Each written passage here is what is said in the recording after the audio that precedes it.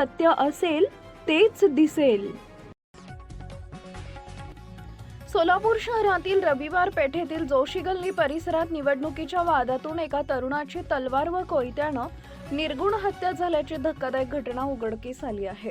या प्रकरणी gel road police ठाण्यात 15 जणांविरुद्ध खुनाचा गुन्हा दाखल करण्यात आला असून आतापर्यंत 5 जणांना बेड्या ठोकण्यात आल्या आहेत. दिनांक 2 जानेवारी 2026 रोजी दुपारी 13 वाजता सुमारास जोशी गल्ली परिसरात ही घटना घडली. बाळासाहेब पांडुरंग सरवदे, वय वर्ष 36, राहणार 17/1 जोशी गल्ली, रविवार पेठ, सोलापूर असं हत्या झालेल्या तरुणाचं नाव आहे. मिळालेल्या माहितीनुसार यातील आरोपींनी फिर्यादी कुटुंबावर निवडणुकीत अपक्ष उमेदवारी मागे घ्यावी यासाठी दबाव टाकला होता.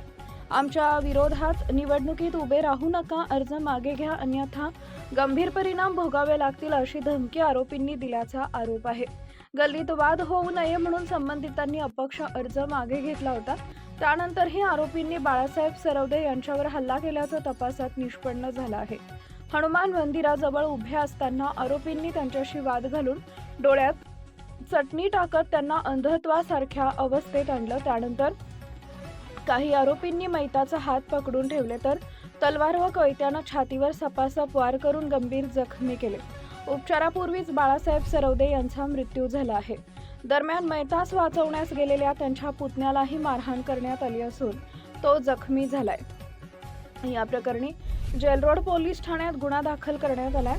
सर्व आरोपी सोलापूर येथील रहिवासी असून पोलिसांनी तपासाचा वेग वाढवलाय. काही आरोपींचा शोध सुरू असून लवकरच अटक करण्यात येणार असल्याचं पोलिसांकडून सांगण्यात आलं आहे. घटनेनंतर जोशी गल्ली व रविवार पेठ परिसरात तणावपूर्ण शांतता असून पोलिसांचा बंदोबस्त वाढवण्यात आला आहे. Subscribe now and press the bell icon. Never miss an update.